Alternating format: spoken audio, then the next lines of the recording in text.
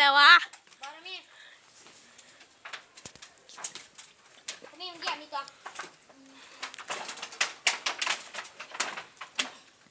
มันขึ้นมาตัวบ้าอยู่เลยทางนั้นก็กินมะขามทางนี้ก็ขึ้นกกมะพร้าวเนาะ